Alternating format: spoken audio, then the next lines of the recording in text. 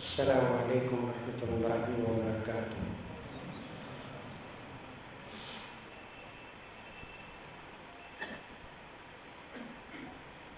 بسم اللہ الرحمن الرحیم وبہ نستعین اشہد ان لا الہ الا اللہ وحدہ لا شریک لہ المنزه عن الأنداد الحمد لله البر الجواد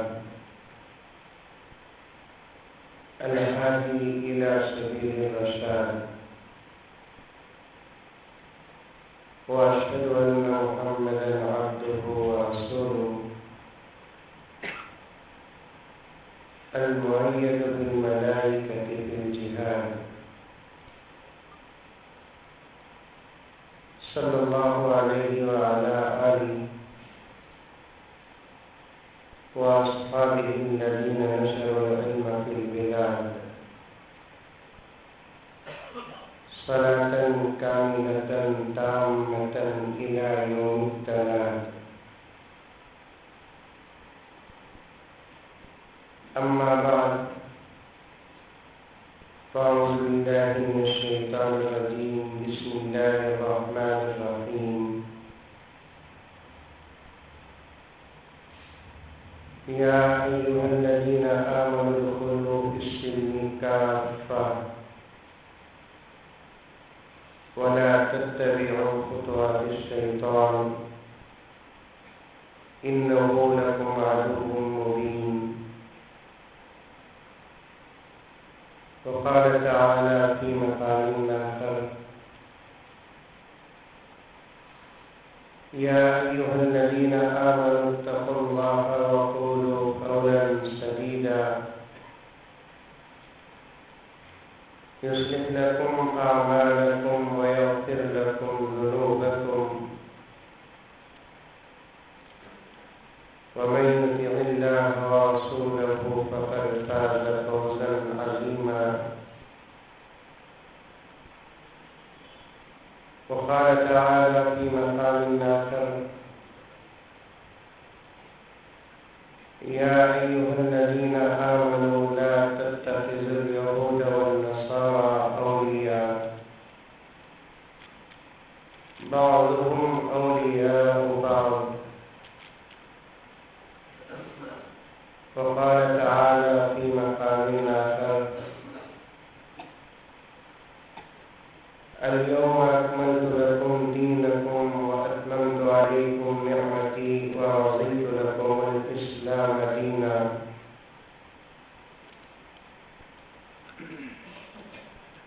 صدق الله مولانا العظيم۔ اللهم صل على سيدنا نبينا مولانا محمد وعلى آل سيدنا نبينا مولانا محمد وبارك وسلم۔ اللهم صل على محمد بعدد أوراق الأشجار وبعدد أقطار الأمطار وبعدد دواب البحار والبحار وعلى آله وصحبه وبارك وسلم۔ اللهم صل على محمد كما هو أهله ومستحقه۔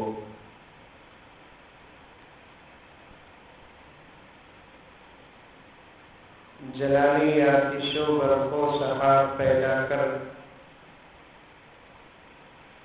جلالی آتش و برق و سحاب پیدا کر، جلد ہی کام اٹھی وہ شباب پیدا کر، تو انقلاب کی آمد کا انتظار نہ کر، جو ہو سکے ابھی انقلاب پیدا کر۔ تہذیب و تمدن کی ادا بھول گیا تو، تہذیب و تمدن کی ادا بھول گیا تو، اغیار کی صحبت میں وفا بھول گیا تو، ہیں تیری تباہی کے اسباب یہی اب، ہیں تیری تباہی کے اسباب یہی اب، دنیا کی محبت میں خدا بھول گیا تو۔ معزز سامعین کرام، پوری محبت کے ساتھ، شوق کے ساتھ، الفت کے ساتھ، پیار کے ساتھ، ادب کے ساتھ، احترام کے ساتھ، اخلاص کے ساتھ، دل کی گہرائی سے ایک مرتبہ درود شریف پڑھ لیں۔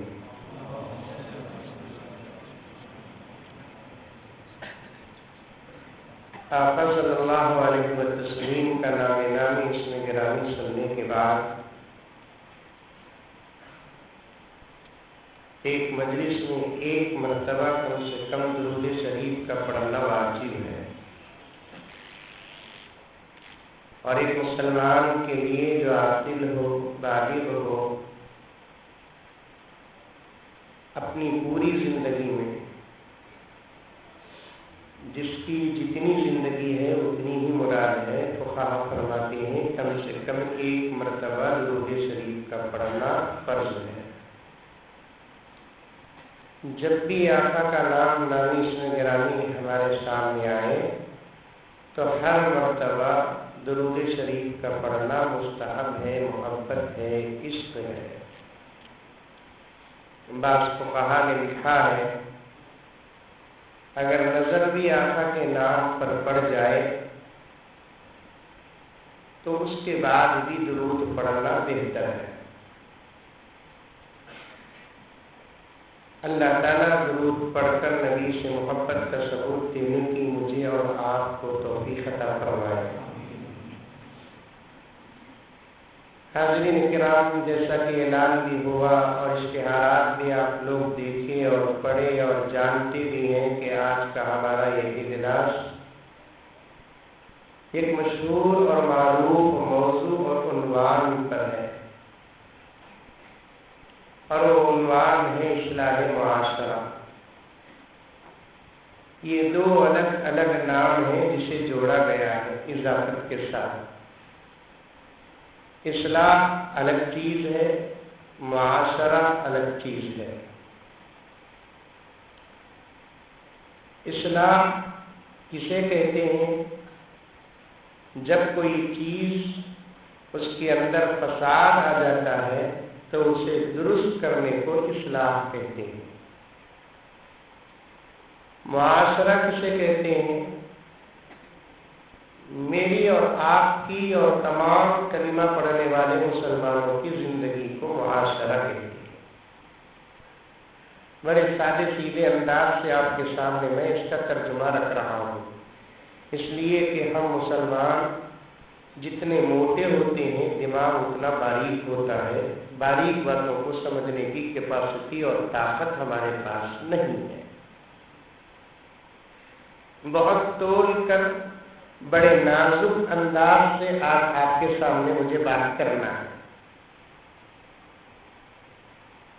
اس لیے کہ اس وقت علماء کا خطبہ کا حال یہ ہو چکا ہے، کم سے کم ستانے والی ساس اور بہو کے گھر کے اندر تو ساس اور سسرے کے گھر کے اندر تو بہو کو سکون ملتا ہے، لیکن معاشرے میں مختلف انداز اور حالات کے بیچ میں علماء کو سکون نہیں ہے۔ سچ کہہ رہا ہوں کہ غلط کہہ رہا ہوں؟ ایک عالم کسے کہتے ہیں؟ جو ہر فرد کے مزاج کو سنبھال کر چلنے والے کو آج کے زمانے میں عالم کہتے ہیں۔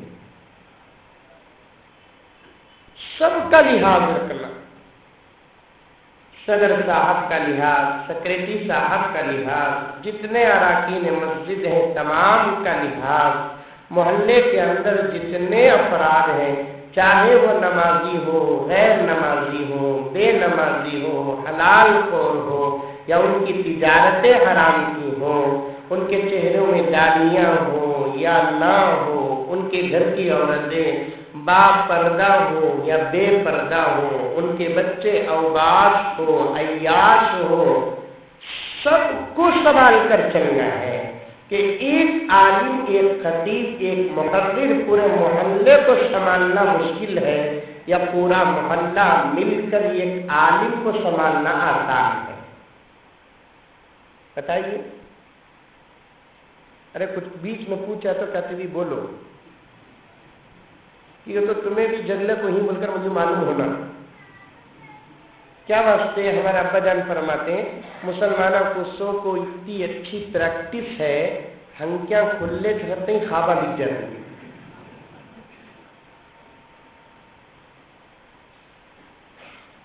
ایسا مزاج اگر رکھیں گے، میں صاف بات کرتا ہوں اور کبھی خدا کی قسم اللہ کے گھر میں بیٹھ کر عرض کر رہا ہوں کہ پھر مجھے دعوت دیں گے، پھر مجھے بیان کرنے کا موقع ملے گا، اس نیت سے نہ میں کبھی کہیں گیا نہ آئندہ کبھی جاؤں گا۔ آقا علیہ الصلوۃ والتسلیم کے فرمان پر میں قیاس کرتا ہوں۔ آقا نے فرمایا کہ جب تم نماز پڑھو تو اس نیت سے نماز پڑھو کہ یہ تمہاری زندگی کی آخری نماز ہے، اس کے بعد تم کو نماز کا موقع ملے گا یا نہ ملے گا۔ آخری نماز سمجھنے والا آدمی اپنے نماز کو جتنا سنوارتا اور سدھارتا ہے اتنا اس کے لیے بہتر ہوتا ہے۔ میں اسی حدیث سے قیاس کرتا ہوں کہ میں جہاں کہیں جاتا ہوں یہ سوچ کر جاتا ہوں ہو سکتا ہے کہ یہاں اس علاقے کا یہ میرا آخری جلسہ ہے، پھر مجھے یہاں آنے کا موقع ملے گا یا میں موت کا لقمہ بن جاؤں گا، یا پھر یہاں کے لوگ مجھے پسند کر کے بلائیں یا نہ بلائے۔ اس سے بے پرواہ ہو کر جو ہے جو نہیں ہے نہیں ہے، جو پازیٹیو تو پازیٹیو، جو نیگیٹو تو نیگیٹو، صاف صاف بات پورے ادب کے ساتھ عرض کر دیتا ہوں۔ اگر ایسا حال معاشرے کا ہو کہ ہم اپنی حالت پر رہے، ہماری حالتوں کی نشاندہی کوئی نہ کرے، ہم اپنے برائیوں کے دلدل پر رہے، ہماری برائیوں کی نشاندہی کوئی نہ کرے، ہم نماز چھوڑے، ہماری بے نمازی پر کوئی انگلی نہ اٹھائے، ہم ٹی وی دیکھے، ہماری بے حیائی پر کوئی انگلی نہ اٹھائے، ہم داڑیاں منڈائے، ہمارے داڑھی منڈانے کے اس فاحش عمل پر کوئی انگلی نہ اٹھائے، ہم جھوٹ بولے، جھوٹ کا عنوان بیان نہ ہو، ہم سود لے، سود کے عنوان پر بیان نہ ہو، بے حیائی عام ہو جائے، بے حیائی کے عنوان پر بات نہ ہو۔ اگر یہ مزاج معاشرے کا بن گیا ہے، اگر یہ مزاج معاشرہ بنا رہا ہے یا یہ مزاج ہماری زندگیوں کے اندر فٹ ہو چکا ہے، حضرات علماء کے حوالے سے یہ عاجز ناکار علم و علم عمل بباغ دہل عرض کرتا ہے، کسی مولوی کی تقریر آپ کو سوار نہیں سکتی، کسی غوث کی تقریر آپ کو سوار نہیں سکتی، کسی ابدال کا بیان آپ کو سوار نہیں سکتا، کسی فکر مند رہبر امت کا بیان تم کو سوار نہیں سکتا۔ آپ کو سوارنا ہے یا تو موت سوارے گی، آپ کو سوارنا ہے یا تو خبر سوارے گی، یا نہیں تو اس معاشرے کو سوارنے کے لیے امام مہدی کا اور حضرت عیسیٰ کا انتظار کرنا پڑے گا، اس کے علاوہ اور کچھ نہیں۔ صاف صاف بات۔ ڈاکٹر کے پاس جاتے ہیں، جاتے نہیں جاتے اننت پور والے؟ نہیں، سیلف ٹریٹمنٹ کر لیتے ہیں، جاتے نہیں؟ بیمار پڑے تو جانا ڈاکٹر کے پاس۔ اور اس زمانے کی بیماریاں ایسے بیماریاں ہیں جسے معمولی بھی نہیں سمجھنا۔ میں ذرا تفصیل سے بات کروں گا، بیٹھیں گے آپ لوگ؟ آپ بیٹھیں گے، میں بیٹھنا نا۔ 12:30 کے اندر میں ریلوے اسٹیشن جانا۔ دعا کرو کہ اللہ ہمارے وقت میں برکت عطا فرمائے۔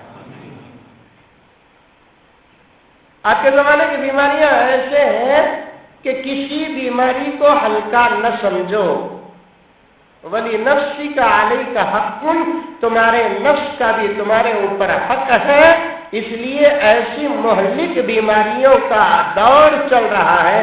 ہلکے سے سر کے درد کو بھی معمولی نہ سمجھو، ہلکے سے پیٹ کے درد کو بھی معمولی نہ سمجھو، ہلکے سے کسی چوٹ کو بھی معمولی نہ سمجھو، اس لیے کہ آج کی بیماریاں نہیں بلکہ ہمارے اعمال اور کالے کرتوتوں کا نتیجہ ہے۔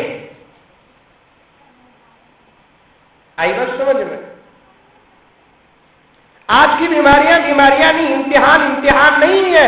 اس زمانے میں دولت امتحان، اس زمانے میں صحت امتحان، اس زمانے میں بیماری امتحان، اس زمانے میں علم بھی امتحان، اس زمانے میں عمل بھی امتحان تھا۔ اس زمانے میں امتحان نہیں ہے۔ ہم کیا، ہماری بشارت کیا کہ خدا ہمارے سے امتحان لے؟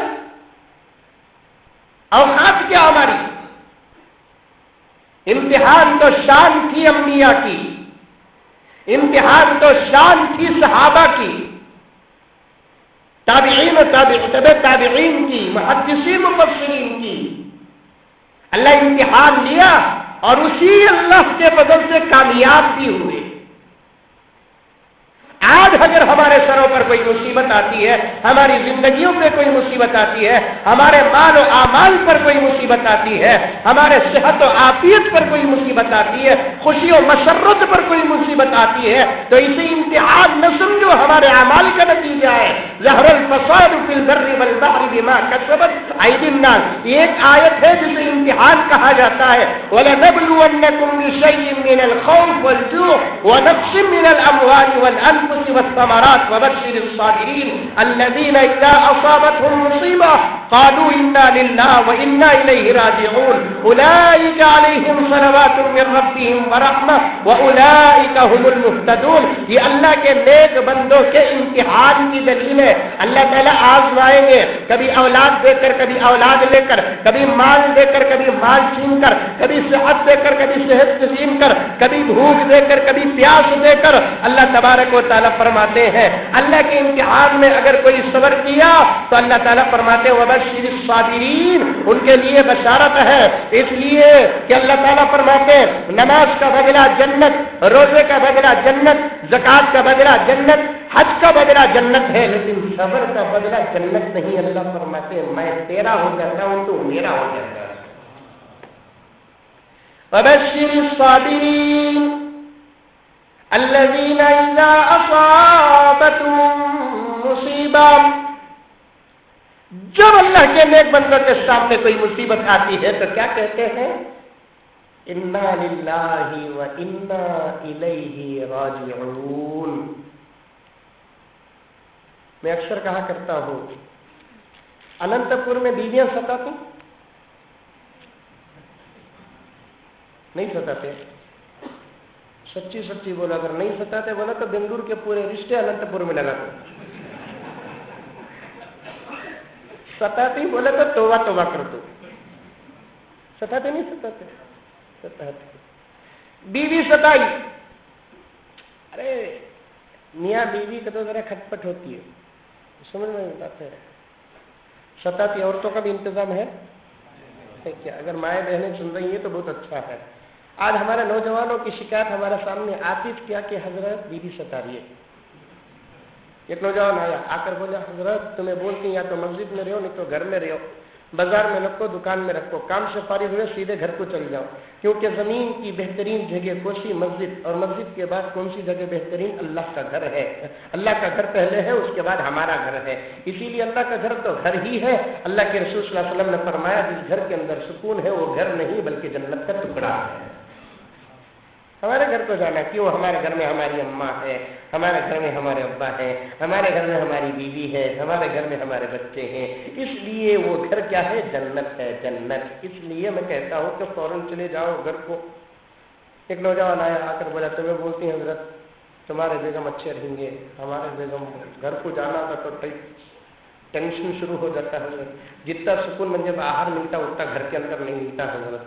گھر کو گیا 9 ساڑھے 9 بجے، بولا تو صبح کے 6 بجے تک لڑتے رہتی حضرت نے۔ میں بولا ایک کام کروا تیری بیوی کو WWF میں داخل کر رہا ہوں۔ 8 گھنٹے جوروا لڑتے شوہر سے، 9 گھنٹے بیویاں لڑے بیوی شوہروں سے۔ یہ تو انڈیا پاکستان کی جنگ ہے، یہ رشتہ لڑنے کا ہی نہیں ہے، پیار اور محبت کا رشتہ ہے۔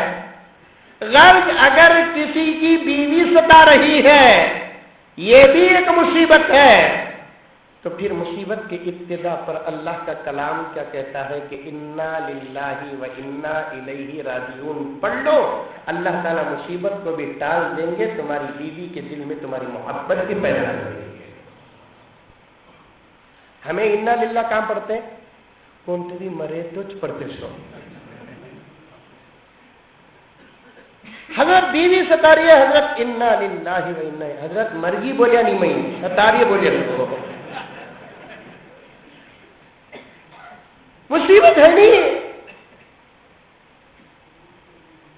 اللہ کے رسول علیہ الصلوۃ والتسلیم اپنے حجرہ مبارک میں تشریف لے جاتے ہیں، امی جان حضرت عائشہ چراغ سیدھا کر رہی ہے، کرتے کرتے اچانک چراغ بجھ گیا، گل ہو گیا، ختم ہو گیا۔ اللہ کے رسول علیہ الصلوۃ والتسلیم نے فرمایا انا للہ و انا الیہ راجعون۔ امی جان نے پوچھا یا رسول اللہ صلی اللہ علیہ وسلم چراغ کے گل ہونے پر بھی انا للہ پڑھا جاتا ہے؟ اللہ کے رسول صلی اللہ علیہ وسلم نے فرمایا کہ عائشہ ایک مصیبت ہے اور مصیبت میں یہی پڑھا جاتا ہے، یہ صبر کا جملہ ہے۔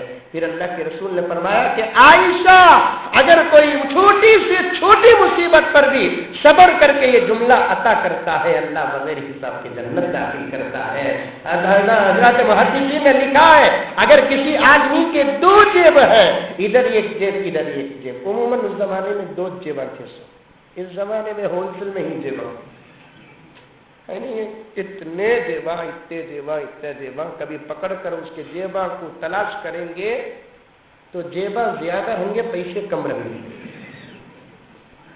ہے نہیں؟ پیچھے جیب، سامنے جیب، سائڈ میں جیب، اندر جیب، باہر جیب، کتنے جیباں ہیں۔ آج کل تو اسے پینٹا پہن رہی مجھے نوجوان بھائیاں، گڑگے میں جیب، گھٹنا نہیں یہاں جیب، یہاں جیب، جسے پنڈلی کہتے ہیں، ہماری موٹی زبان میں پنجڑی کہتے ہیں، یہاں جیب، ران میں جیب۔ کیا ہے؟ ایسے کپڑوں کی بھی شریعت کبھی آپ کو اجازت دی ہے؟ اگر لباس کا عنوان اٹھا لے تو پھر آسانی کے ساتھ علماء کا گریبان پکڑ کر کہتے ہیں کہ تم جو لباس کے عنوان پر بات کرتے ہو نا، کیا اس کا ثبوت قرآن میں ہے؟ کیا اس کا ثبوت حدیث میں ہے؟ قرآن اجمالاً بیان کرتا ہے، اس کی تشریح حدیث بیان کرتی ہے، اس کی وضاحت صحابہ کی زندگی بیان کرتی ہے۔ صرف قرآن کو لے لے، حدیث کو چھوڑ دے، صحابہ کی زندگی کو چھوڑ دے، وہ مسلمان بھی ناکام ہے، اس کا اسلام بھی ناکام ہے۔ قرآن کو لے لیا، حدیث کو چھوڑ دیا، وہ بھی ناکام ہے۔ قرآن بھی لیا، حدیث بھی لیا، صحابہ کو چھوڑ دیا، وہ بھی ناکام ہے۔ کامل کسے کہتے ہیں؟ وہ اسے قرآن بھی لینا پڑے گا، حدیث بھی لینا پڑے گا، صحابہ کو بھی لینا پڑے گا، تمام کی زندگیوں کو لینا پڑے گا، تو تب جا کر اس کی زندگی کامل ہوگی۔ قرآن کیا کہتا ہے لباس کے بارے میں؟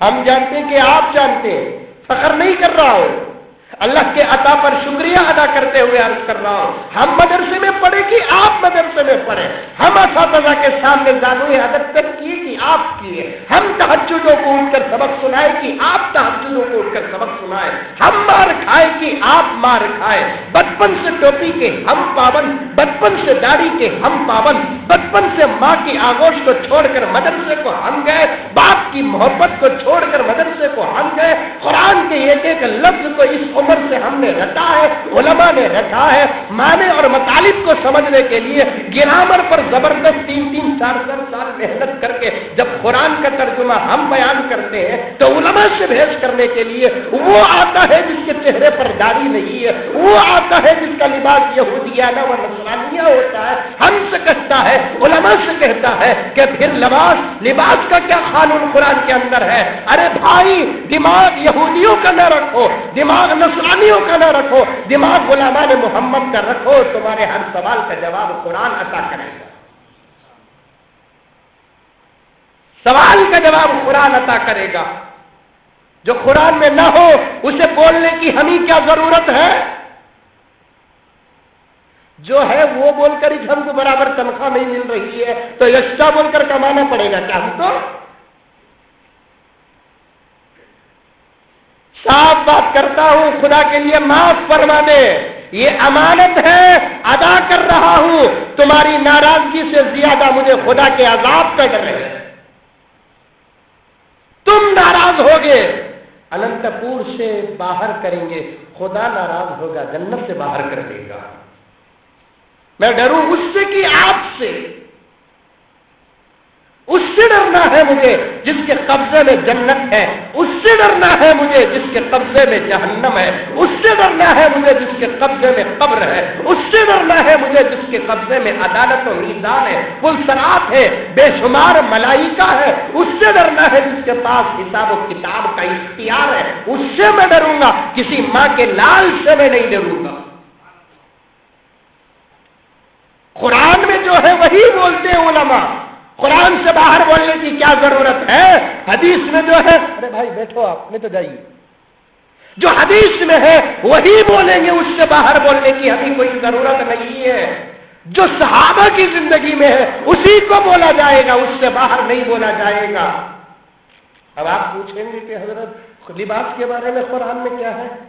کثیر تعداد میں میرے بڑے یہاں تشریف فرما ہے، میرا گریبان تمہارے ہاتھ میں ہے، میری زبان تمہارے ہاتھ میں ہے، آج بھی میں اپنے آپ کو تمہارے حوالے کر کے ان باتوں کو پیش کر رہا ہوں۔ قرآن میں لباس کا ذکر نہیں ہے، قرآن صرف نماز والی کتاب نہیں ہے، قرآن صرف روزے والی کتاب نہیں ہے، قرآن صرف حج والی کتاب نہیں ہے، قرآن صرف نکاح اور طلاق والی کتاب نہیں ہے، قرآن تمام معاملات کی کتاب ہے، قرآن تمام معاشرت کی کتاب ہے، قرآن سیاست کی کتاب ہے، قرآن اصول کی کتاب ہے، تمہاری زندگی کا نصاب قرآن کے اندر ہے، تمہاری زندگی کا سلیبس قرآن کے اندر ہے۔ چھوٹا سوال قرآن سے کرو، بڑا سوال قرآن سے کرو۔ یا بنی آدم قد انزلنا علیکم لباسا یواری سوآتکم وریشا۔ نماز کا حکم آیا، اللہ تعالیٰ نے فرمایا یا ایھا الذین آمنوا، روزے کا حکم آیا یا ایھا الذین آمنوا، زکوٰۃ کا حکم آیا یا ایھا الذین آمنوا، حج کا حکم آیا یا ایھا الذین آمنوا، کیونکہ نماز مسلمانوں کا خاص ہے، روزہ مسلمانوں کا خاص ہے، زکوٰۃ مسلمانوں کا خاص ہے، حج مسلمانوں کا خاص ہے۔ بے ایمان نماز نہیں پڑھ سکتا، بے ایمان روزہ نہیں رکھ سکتا، بے ایمان زکوٰۃ نہیں دے سکتا، بے ایمان حرمین شریفین جا نہیں سکتا، لیکن لباس الگ ہے۔ نماز، روزہ، زکوٰۃ اور حج خاص ہے تو لباس عام ہے۔ جو حکم خاص ہوتا ہے خدا یا ایھا الذین آمنوا سے خطاب کرتے ہیں، جو حکم عام ہوتا ہے اللہ یا بنی آدم سے خطاب کرتے ہیں۔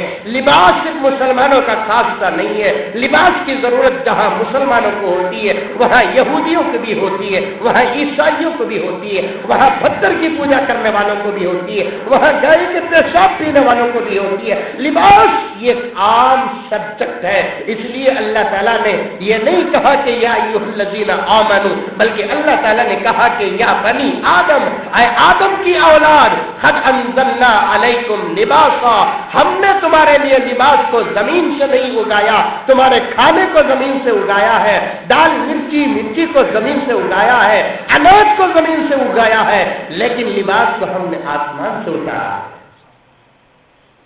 انزل ینزل کہتے ہیں اوپر سے نیچے اترنے کو۔ انزل الحدید، लोहा ऊपर से उतरा, अंजलल कुरान, कुरान ऊपर से उतरा, अंजलना अलैकुम लिबासा, लिबास ऊपर से उतरा। जो चीज नीचे से उठती है उससे ज्यादा दर्जा ऊपर से उतरने पर होती है। कुरान का इतना दर्जा क्यों ऊपर से उतरा है? आज भी लोहे की तिजारत में बरकत क्यों है? इसलिए कि ऊपर से उतरा है। लिबास क्यों ऊपर से उतरा है? क्या हजरत हमें लोहे का बिजनेस कर रही फिर भी हमारा नफा नहीं ना? तिजारत को तिजारत के उसूल से करते तो फुकाहा ने फरमाया कि लोहे में कभी नुकसान नहीं है, लेकिन एक दूसरे टोपियां पहने तो नुकसान नहीं तो क्या नफा होगा? टोपियां पहनाने का दौर चलेगा, आप शाला उड़ा रही, शाला का भी दौर चलेगा, पेंडाला 1 लाख रुपए में 5,000 रुपए डुबा दिला तो चलो बा नगद पर 5,000 रुपए तो भी ही, चलो 10,000 रुपए डुबा दो, चलो कि तुम इजाजत नहीं दे रहा हूं, हराम हरामी चाहिए बोल रहा हूं उसको मैं, 10,000 रुपए डुबा दिला, चलो भी 90,000 रुपए तो भी ही, चलो 50 ही डुबा दिला, 50 to 50 में 50 तुम ना 50 मंजे 50 पूरे का पूरा डुबा देता। क्या करेंगे इसका हाल? चोरी, सूद, झूठ तिजारत में हो तो खुदा बरकत उठा लेते हैं, तो फिर बरकत चले गई तो वो कहीं ना कहीं कभी ना कभी ठोकर जरूर खाता है। या तो उसे ठोकर माल में लगती है, या तो ठोकर उसे जान में लगती है, या तो ठोकर उसे मोहब्बत और प्यार में होता है। माल में नुकसान हुआ तो खसारा, जान में नुकसान हुआ तो मौत के घाट। ऐसी बीमारियों में खुदा मुब्तला कर देते हैं कि इधर कमाओ उधर डॉक्टर को दो। अगर जान में भी नुकसान नहीं है तो फिर प्यारो मोहब्बत में नुकसान है। रोजाना 100 रुपए कमाने वाला 100 रुपए कमाने को घर को गया तो बीवी वेलकम कहती है। रोजाना 10,000 रुपए कमाने वाला कमाने को गया तो फिर बीवी उसे वेलकम नहीं कहती, लड़ाई शुरू हो जाती है। ये मोहब्बत का रिश्ता नफरत में क्यों बदल रहा है? तुमने झूठ और सूद की रोटी जो तुम्हारी बीवी को खिलाए ना, इससे मोहब्बत पैदा होने के बजाय नफरत का वजूद हो रहा है। मोहब्बत के बजाय नफरत हो रहा है। हजरत मेरा बच्चा ना फरमान, कितने जने रो रही, दुआ कराए हजरत, दुआ करो हजरत, क्या भी दुआ करो। एक बेटा दे दो हजरत, बेटा अगर किसी को हो गया ना, पूरे अनंतपुर को लड्डू, पूछे नहीं तो भी खिला रही नहीं खिला रही। बेटा पैदा हो गया तो रात के 2 देखते नहीं, 3 देखते नहीं फोन। बेटी पैदा हो जाने के बाद बोलते भी नहीं, क्या भी सुनने को था कि खुशखबरी कितना भूल गया हजरत में, ऐसा खो जाती कि पूरे घर के जुआ इनके सर में ही, भूल गया हजरत में, क्या भी किस्सा। बेटी हुई हजरत, अंदाज भी बदलोगे तो फिर बच्चों की मोहब्बत में खियानत होगी। बेटा खुश, रात के 2 देखते नहीं, 3 देखते नहीं। एक नौजवान जो मेरा निहायत आशिक, 2-3 बजे बेटा हुआ, उसे अस्पताल में उसी वक्त फोन कर दिया उन्होंने, हमें सोते ही सोच मुश्किल से ये फोन आ जा को हमें नीले सका भी नहीं, उगले सका भी नहीं। अगर आन कर को सोए, कब बजना कब नहीं बजना इसे मालूम नहीं। हाफ कर डाले, कौन से भी हाफ हुआ तो उसकी खबर पहुंचती नहीं, ये हाल हो जाता। मजबूरी तो हमें आन रखते ही तो बड़ी मुसीबत हो जाती है। रात को 2 बजे 3 बजे रिंग होता, उठा लेता मैं 2-3 बजे भी, चिक रिंग को उठा लेता। जरा सोचना भी, बेंगलुरु में बोलता रहती, सोचना भी कि रात के 2-3 बजे अगर मुजम्मिल को रोजाना फोन आया तो मुजम्मिल साहब की जोरू भी बेंगलुरु की इतना आसमान से होती तो हूर नहीं ना, डाउट करेंगे कि नहीं करेंगे। मैं सोगे के बाद सरकार को फोन आ रहा है, फिर भी अल्लाह उसे अच्छा रखे। तो मेरे हाल फोन आया, उठा लिया फोन, हजरत मैं फला बोल रहा हूँ। हाँ बोलो भी, क्या किस्सा? हजरत तुम्हारी दुआ से अल्लाह मुझे बेटा दिया है। मैं सोच लो करूँगा, मैं से बेटे की कब दुआ करे यार, मैं सोच लो करूँगा, मैं कब करे इसे बेटे की दुआ। خیر اللہ تعالیٰ ایک مسلمان کی دعا میں دوسرے مسلمان کا حصہ عطا کرتے ہیں. اسی لیے دعا کے اصول اور ضوابط میں کیا ہے کہ پہلے ساری امت کو دعا کرو، بعد میں اپنے لیے دعا کرو. تو اللہ جب عطا کریں گے تو پہلے تم کو دیں گے، بعد میں ساری امت کو دیں گے. ہمارا حصہ اللہ سب بھی منجد دے ڈالنا، سامنے والے کو بازو والے کو کیا بھی نہیں دینا. ہماری دعا بھی کہ اللہ دیا تو بہت دے، نہیں تو بازو والے کو موت دے. اللہ اسے بھی دے. صحابہ کی شان پیدا کرو، صحابہ کی محبت پیدا کرو، صحابہ کی الفت پیدا کرو. ملک شام میں ایک صحابی تجارت کر رہے ہیں، بازار میں زبردست دکان چل رہی ہے. اللہ کے نیک ہیں، نبی کے زیارت کردہ، نبی سے صحبت یافتہ صحابی کی دکان ہے. خسارہ کیسے ہو سکتا ہے؟ بازار ہے، مسلم غیر مسلم تمام کے دکانیں ہیں، ادھر ایک مسلمان کا دکان ہے، صحابی رسول کا دکان ہے. ہر کوئی جاتا تو اس کے پاس مال لیتا صحابی کے، میٹیریل اچھا، زبان، لیکن وہ صحابی کے اخلاق کیا تھے؟ ایک گراہک کو خود دیتے، دوسرا جب گراہک آتا تو سامنے والے کے دکان کی طرف جاتے کہ بھائی یہی چیز ہو بہو سیم ٹو سیم سامنے والے کے پاس ہے، وہاں جا کر لے لو. اتفاق سے سامنے والے کا دکان یہودی کا تھا. ایک یہودی صحابی کے دکان کو آیا، صحابی نے ان کی طرف اشارہ کیا. اب وہ یہودی وہاں گیا اور اس کے دکان سے مال لینے لگا. لیتے لیتے اس یہودی سے کہنے لگا کہ بھائی وہ جو سامنے مسلمان کا دکان ہے بڑا خراب مسلمان ہے، وہ اسی لیے ہم مسلمانوں سے محبت نہیں کرتے. سیم ٹو سیم مٹیریل اس کے پاس ہے، میں اس کے پاس مٹیریل لینے کے لیے گیا تو وہ مٹیریل رکھ کر بھی مجھے نہیں دیا، تمہاری دکان کی طرف بھیج دیا. تو وہ یہودی دکاندار کہنے لگا کہ خبردار، اگر اس کے خلاف دوسرا بھی جملہ نکلے گا تو میرے دکان سے بھی تم کو مٹیریل نہیں ملے گا. ہمارے بازار کا بڑا نیک انسان ہے وہ. ایک گراہک آتا ہے تو وہ دیتا ہے، دوسرے گراہک کو میرے دکان کی طرف بھیجتا ہے. اس لیے کہ عجیب خدا کا انتظام ہے کہ ہر گراہک اس کے دکان کو جاتا ہے. میں صبح سے شام تک مکھی مارتا ہوں، میرے گھر کا انتظام اس کے اشاروں سے ہوتا ہے. بڑا نیک ہے، بڑا اچھا ہے. تو فوراً یہ یہودی جو یہودی کے دکان میں مال لے رہا تھا وہ مال لے کر سیدھے مسلمان کے پاس گیا، جا کر کہتا ہے میٹیریل تو اس کے دکان میں تھا جو میں نے میٹیریل لے لیا، ایمان صرف تیرے دکان میں ہے، وہ لینے کے لیے آیا. ہے اخلاق ہے بزنس ایسا ہے، مسلمانوں کی رہبری اور رہنمائی. کوئی انجان آدمی آ گیا ہمارے دکان میں ایک سوال کرتا ہے، ایک چیز پوچھتا ہے، ہمارے دکان میں وہ چیز نہیں ہے، ہمیں بتا ہے کہ مسٹر ایکس کے دکان میں وہ چیز ہے جو 3-4 دکان بعد اس کا دکان ہے. وہ پوچھتا ہے کہ آپ کے دکان میں تو نہیں ہے جناب، لیکن یہ چیز کہاں ملتی؟ ہمیں معلوم ہے کہ اس کے دکان میں ہے، لیکن ڈر ہے نا یہ وہاں جا کر لے لے گا، مجھ سے پہلے مالدار ہو جائے گا، مجھ سے پہلے کار لے لے گا، اس کی بلڈنگ بن جائے گی، پھر میرے سامنے وہ مغرور بن کر چلے گا. تو فوراً کیا کہتا ہے کہ یہ میٹیریل یہاں نہیں ملتا، بنگلور میں ملتا. یہ ہے ہمارا معاشرہ، یہ ہے ہماری رہبری اور رہنمائی. محبتیں پیدا کرو، پیار پیدا کرو، الفت پیدا کرو، ہمدردی پیدا کرو، اخلاص للہیت پیدا کرو. غرب نوجوان فون کیا کہ حضرت آپ کی دعا سے بیٹا ہوا. ایک مسلمان کی دعا میں دوسرے مسلمان کا حق ضرور رہتا ہے.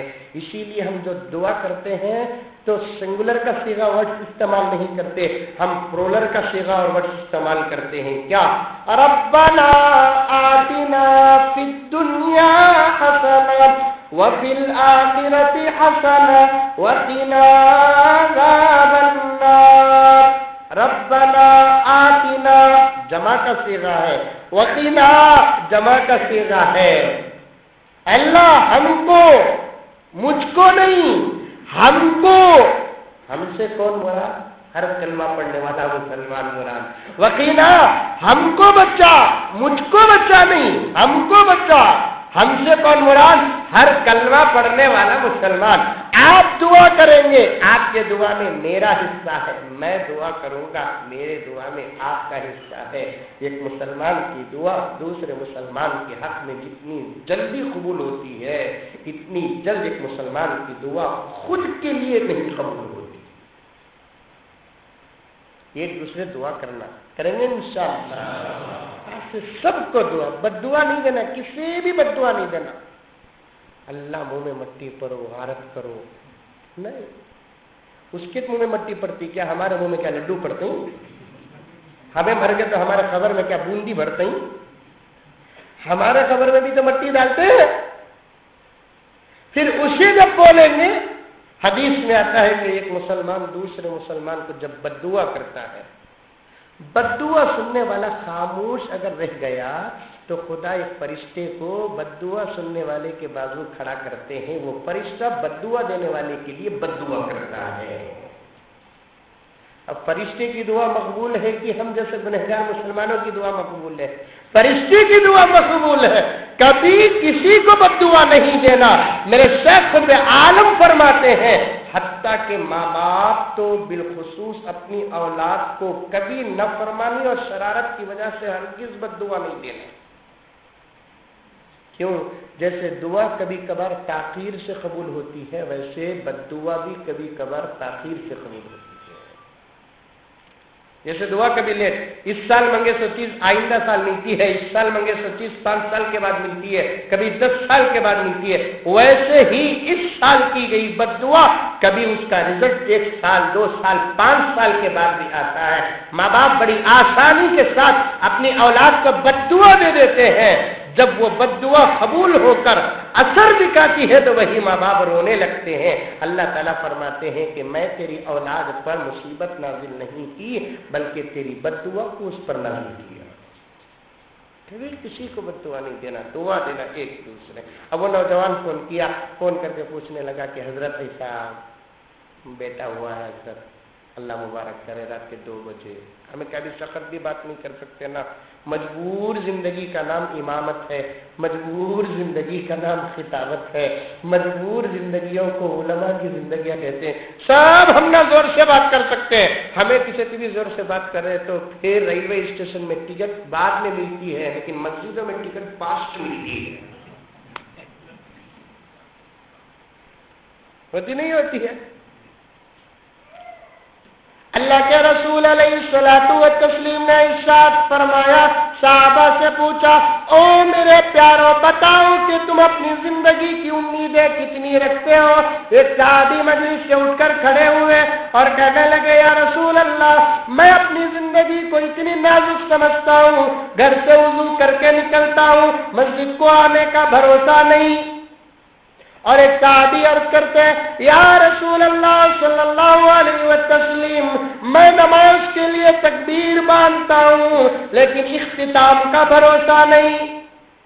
آقا نے فرمایا، بڑی لمبی لمبی امید ہے زندگی کی، وہ محمد جس کے صدقے میں خدا نے کائنات کو وجود بخشا ہے، یہ محمد اپنی زندگی کے بارے میں اتنی بھی امید نہیں رکھتا کہ نماز کی آخری رکعت میں اگر ایک طرف سلام پھیرتا ہے تو دوسرے سلام کا بھروسہ نہیں ہوتا۔ میں موت کو اتنی قریب دیکھتا ہوں۔ میں یہ حدیث کس لیے پیش کیا؟ مثال دینے کے لیے، جیسے تکبیر کے بعد سلام کا جیسے بھروسہ نہیں ہوتا، علماء کی زندگیاں آج کل اس دھرتی میں ایسے چل رہی ہے، فجر کی نماز کے بعد ظہر کا بھروسہ نہیں ہوتا، ظہر کے بعد عصر کا بھروسہ نہیں ہوتا، عصر کے بعد مغرب کا بھروسہ نہیں ہوتا، مغرب کے بعد عشاء کا بھروسہ نہیں ہوتا۔ ایسی مجبور زندگیاں اگر علماء کی ہو اور ان کو اتنا مجبور بنا دیے ہیں تو پھر میرے دوستو کبھی دھرتی کا معاشرہ اصلاح میں بدل ہی نہیں سکتا۔ میں انشاءاللہ آؤں گا جہاں میں نے شروع کیا، مجھے یاد ہے میں نے کہاں عنوان کو شروع کیا اور کس بات کو لے کر یہاں تک میں پہنچ رہا ہوں۔ اب جواب دے دیا کہ اللہ مبارک کرے تمہارے بچے کو، برکت دے، حضرت میں تمہارا عاشق ہوں، حضرت ہر جمعہ تمہاری مسجد کو آپ کو بیان سنتا ہوں، کتنا بڑا احسان دیکھو ہمارے اوپر۔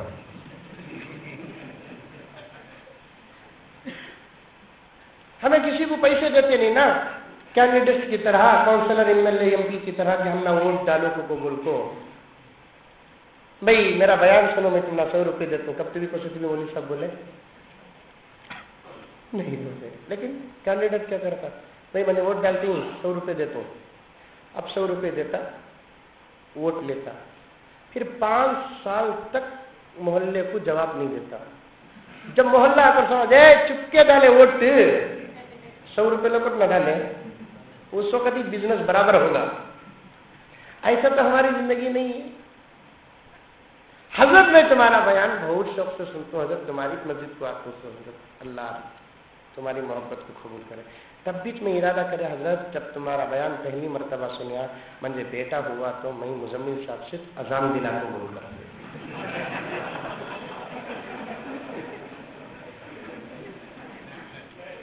हम इंशाल्लाह दे तू अजान में, दे तू भी अजान। कब आती हजरत?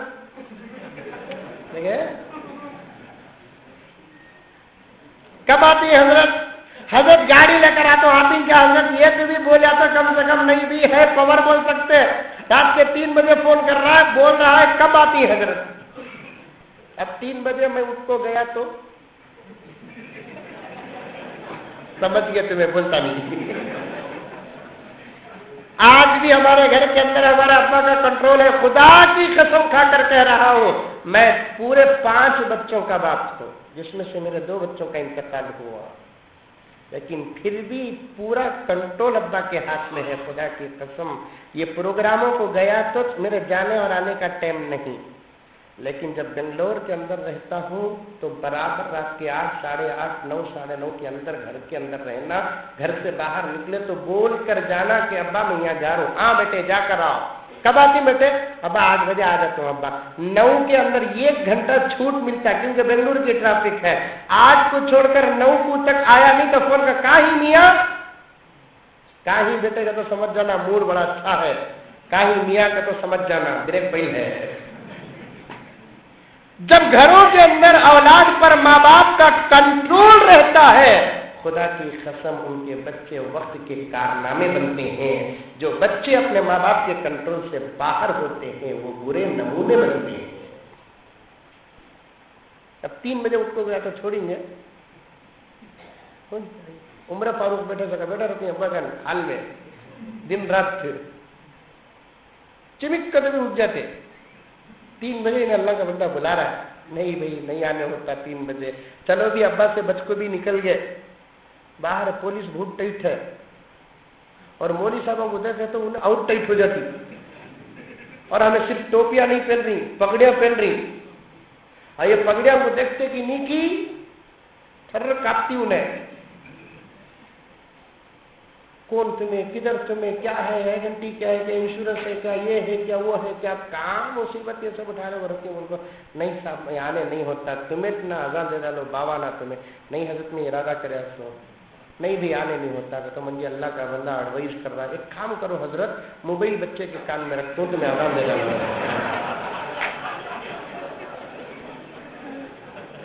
ये हाल है जमाने का।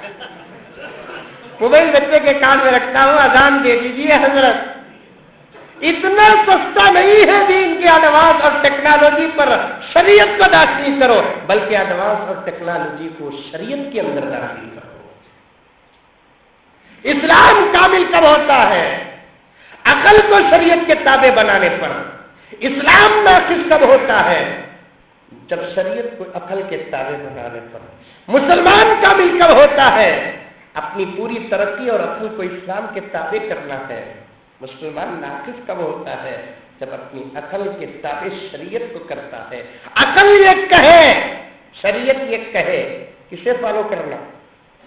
शरीयत को फॉलो करना, अकल को उठाकर बाहर रख देना। अब अकल क्या कहती है? जो चाहे पहनो, लेकिन शरीयत नहीं कहती। जो शरीयत कहती है वो पहनो। अल्लाह के रसूल सल्लल्लाहु अलैहि वसल्लम, अल्लाह का कलाम, सहाबा के अक़वाल, हजरत अइम्मा का इज्तिहाद, जब नमाजों पर हुआ, रोजों पर हुआ, ज़कात पर हुआ, हज पर हुआ, तो लिबास तो एक अहम चीज है। क्या उस पर उनका रिसर्च नहीं है? आज हम अपने अक्लों को ठोस रहे लिबास पर।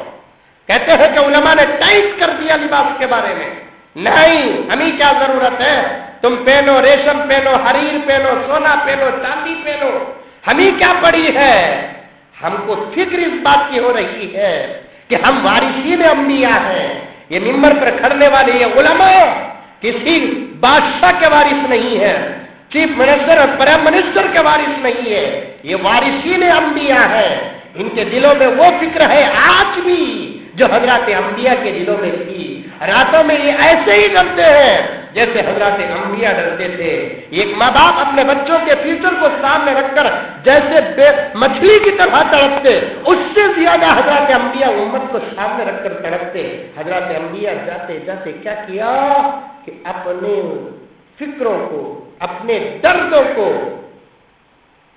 حضرات علماء کے لیے منتقل کر کے چلے گئے۔ اس درد کی وجہ سے ہم چاہتے ہیں اس امت کے چہرے ویسے ہو جائے جیسے شریعت نے بتایا ہے، اس امت کا لباس ویسے ہو جائے جیسے شریعت نے بتایا ہے۔ ہمیں کیا ضرورت ہے میرے دوستوں کہ آپ ریشم پہنیں گے، ہمارے پاس سے تو لے کر نہیں پہن رہے ہیں آپ اگر سونا پہن رہے ہیں، ہمارا چھین کر تو سونا نہیں پہن رہے ہیں، پھر ہم کو درد کرنے کی کیا ضرورت ہے؟ ہمیں درد اس لیے ہو رہا ہے تمہارا کلمہ ہمارا کلمہ ایک ہے، تمہارا خدا ہمارا خدا ایک ہے، تمہارا نبی ہمارا نبی ایک ہے، تمہارے گھروں کے طاقوں میں جو قرآن ہے ہمارے سینوں میں بھی الحمدللہ وہی قرآن ہے، تمہارا نبی جو ہے وہی ہمارا نبی ہے۔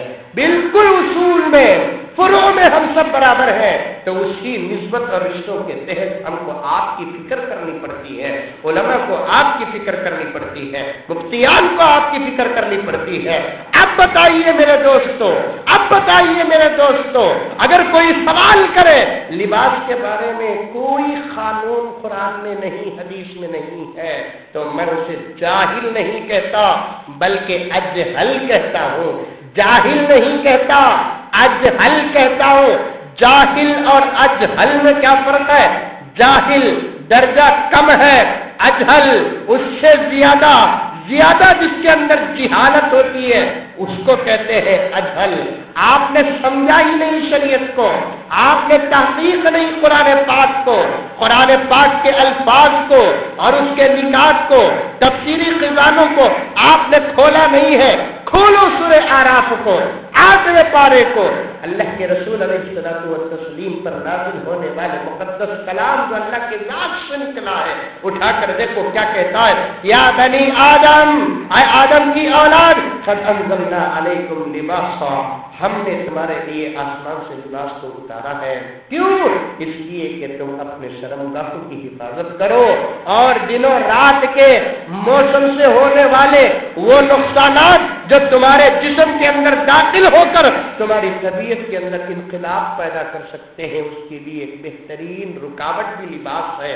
تو پھر اللہ تعالیٰ نے اس کے بعد کیا کہا؟ قرآن میں ہو تو تسلیم کر لو، اگر نہیں ہے تو اس کرسی سے مجھے اٹھا دو۔ اللہ تعالیٰ نے بازو کیا کہا؟ لباس تو ہے ہی شرمگاہوں کی حفاظت کرنے کے لیے، لیکن اللہ کا پسندیدہ لباس کیا ہے؟ وَلِبَاسُ التَّقْوَىٰ، وَلِبَاسُ التَّقْوَىٰ ذَلِكَ خَيْرٌ، تقوی والا لباس بڑا بہترین لباس ہے۔ اب تقوی والا لباس کسے کہیں گے؟ جنس پینٹ اور ٹی شرٹ کو تقوی والا لباس کہیں گے، سوٹ اور کوٹ اور بوٹ کو تقوی والا لباس کہیں گے۔ 1,00,000 روپے کا سوٹ کوٹ بوٹ پہن کر یہاں کھڑے رہو اور 150-200 روپے کا جھبا اور لنگی پہن کر ادھر کھڑے رہو، کسی مسلمان سے نہ پوچھو بلکہ اسلام کے دشمن سے پوچھو کہ تیرے نگاہوں میں ان دونوں میں کون مسلمان سمجھ میں آ رہا ہے، تو پھر وہ اسلام کا دشمن کس کی طرف انگلی اٹھا کر کہے گا میرے نگاہوں میں مسلمان یہ نظر آ رہا ہے جس کے جسم پر 300-350 کے اندر کا کپڑا ہے، لیکن اسے اسلام سے خود غیر مسلم باہر کر رہا ہے، جس کے جسم پر 15 سے 20 ہزار روپے تک لباس ہے۔ کیوں اس کو ریجیکٹ کیوں اس کو قبول کر رہا ہے؟ اب اس غیر مسلم سے پوچھو تیرے پاس اس کے مسلمان ہونے کی دلیل کیا ہے، تو وہ بے اختیار اپنے زبان سے کہے گا اس کا لباس وہ ہے جو مسلمانوں کا لباس ہوتا ہے، یہ لباس کی انداز تو صرف مسلمان اختیار کرتے ہیں۔ اسی کی طرف اللہ کا کلام ارشاد فرماتا ہے وَلِبَاسُ التَّقْوَىٰ ذَلِكَ خَيْرٌ وَلِبَاسُ التَّقْوَىٰ ذَلِكَ خَيْرٌ، بہترین لباس کیا ہے؟ تقوی والا لباس ہے، امتیاز والا لباس ہے، جس پر نظر پڑ جائے تو اسلام کھل کر آ جائے، نبی کی غلامی کھل کر آ جائے۔ اور دوسری دلیل سن لو لباس کے بارے میں، بڑی گہرائی کے ساتھ اس دلیل کو تمہارے سامنے باریک چیز کو موٹا بنا کر تمہارے سامنے پیش کرنے کی کوشش کروں گا۔ یا ایھا الذین آمنوا لا تتخذوا اليهود والنصارى اولیاء، اے ایمان والو یہودی اور عیسائیوں کی دوستی نہ کرو، ان کو اپنا دوست نہ بناؤ۔ تفسیر کی کتابیں اٹھا کر دیکھو، تمام تفسیر کی کتابیں کہ یہود اور عیسائیوں کو اپنا دوست نہ بنانے کا مطلب کیا ہے، ان کے عقائد اپنی زندگیوں میں داخل نہ کرو، ان کے مسائل اپنی زندگیوں میں داخل نہ کرو، ان کے تہذیب، ان کا اخلاق، ان کا تمدن اپنے اندر داخل نہ کرو۔ اسی لیے میرے دوستو غور کر دیکھو، حضرات علماء کے حوالے سے آپ کے سامنے عرض کر رہا ہوں، محرم آتا اننت پور میں آتا، ہمارے بنگلور میں بھی آتا، کیسا آتا، پوچھتا بھی نہیں بولتا بھی نہیں، ٹھیک ہے تو میں جانتا ہوں۔ اب وہ چھیڑیا تو مسئلہ حضرت تمہیں آپ کو بہت ماحول خراب کر ڈالے، حضرت نہیں چھیڑتا، کیسا آتا نہیں پوچھتا، آتا محرم آتا ہمارے بنگلور میں بھی آتا۔ محرم کی کیا فضیلت ہے؟ محرم کی فضیلت یہ ہے کہ حضرت عمر فاروق کا فیصلہ تھا، حضرت علی کا مشورہ تھا، صحابہ کا اتفاق تھا، 12 مہینے تو حضور کے زمانے میں بھی تھے اور حضور سے پہلے بھی تھے، یہ 12 مہینوں کی تعداد کسی نبی کی ایجاد نہیں ہے، اللہ کا نظام ہے۔ ان عدت الشہور عند اللہ 12 شہرا، اللہ تعالیٰ کے نزدیک مہینوں کی مدت 12 ہے۔ کتنے ہیں؟ 12۔ حضور بنائے کیا 12 مہینے؟ نہیں۔ آدم کے زمانے میں کتنے سال کے مہینے تھے؟ 12 تھے۔ موسیٰ کے زمانے میں علیہ السلام 12، عیسیٰ کے زمانے میں 12، حضور کے زمانے میں بھی 12۔ لیکن اللہ کے رسول صلی اللہ علیہ وسلم اپنی پوری 23 سالہ کامل و مکمل نبوی زندگی اور پیغامات میں اس بات کی طرف اشارہ بھی نہیں کیا کہ محرم پہلا مہینہ ہے، نہیں ملتا۔ اگر آپ کے اننت پور میں ہے تو مجھے پیش کرو، نہیں۔ رمضان بھی تھا، شوال بھی تھا، ذوالقعدہ بھی تھا، ذوالحجہ بھی تھا، سفر بھی تھا، سب مہینے تھے۔ اس زمانے میں انگریزی مہینے تھے کیا؟ نہیں تھے، تھے۔ جنوری، فروری، مارچ، اپریل، مئی، جون، جولائی، اگست، سپتمبر، اکتوبر، نومبر، دسمبر تھے، اور ان کا وہی نام تھا جو اس زمانے میں نام ہے۔ لیکن اہل عرب بڑے غیرت مند، اہل عرب بڑے غیرت مند، کبھی دوسروں کی زبان کو یوز نہیں کرتے تھے۔ وہ لوگ کئی کو یوز نہیں کرتے، اس لیے کہ ان کے پاس جو زبان ہے وہ سب سے اعلیٰ زبان ہے۔ جب ان کے پاس بہتر چیز رہی تو ادنا چیز کی طرف کوئی توجہ دیتا ہے؟ سب سے بہترین زبان کون سی؟ زور سے بولا، عربی زبان۔ وہ زبان عرب کے پاس تھی، اس لیے وہ دوسری زبانوں کی طرف کبھی نہیں گئے۔ آج بھی وہ چھل عرب کا، ساری دنیا کار کو کار بولتی، لیکن عرب کار نہیں بولتے۔ ساری دنیا کار کو کار بولتی، لیکن عرب آج بھی کار نہیں بولتا، کیا بولتا؟ سیارہ۔ کار کو انہوں اپنی عربی زبان سامنے رکھ کر نام دیے، کیا نام دیے؟ کار کا نام سیارہ.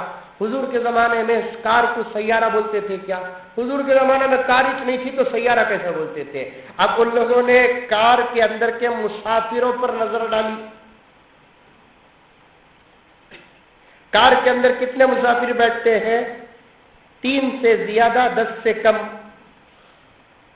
50 سیارۃ فارسلوا واردہم فادلا دلوا. ایک سیارہ آیا، قرآن کے 12ویں پارے میں سورہ یوسف میں ہے. ایک جماعت آئی، سیارہ بولتے اس جماعت کو. یوسف کو جو کنویں سے نکالے تھے نا، وہ جماعت کو قرآن نے سیارہ کہا. اب وہ سیارہ کے افراد کتنے تھے؟ 3 سے زیادہ، 10 سے کم، مختلف اقوال. تو پھر اہل عرب نے اس سیارہ کو اٹھایا، کار کے اندر بیٹھنے والے ممبرز کو دیکھا، اس کے اندر بھی 3 سے زیادہ اور 10 سے کم بیٹھتے ہیں. وہ قافلہ بھی 3 سے زیادہ، 10 سے کم تھا، اس لیے اس کا نام سیارہ رکھو. رکھ دیے سیارہ. سیارہ سیارہ سیارہ بولتے، بھول کو بھی کار نہیں بولتا.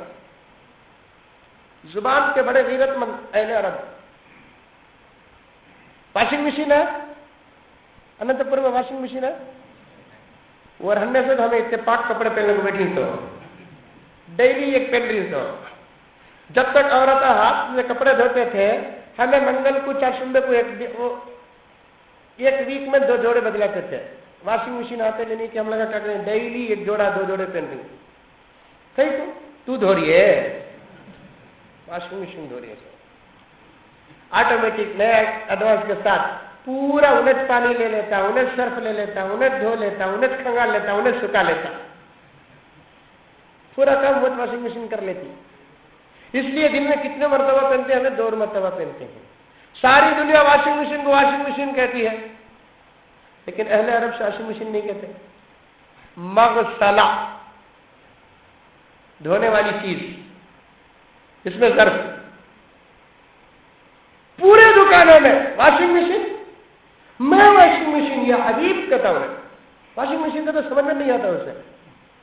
مغسلہ وہ موجود ہے میرے پاس کہتا ہوں. سمجھ میں یہ بات ہے. برابر عربی زبان پر بڑے غیرت مند اہل عرب کبھی دوسری زبان پر بات کرنے کے لیے تیار نہیں.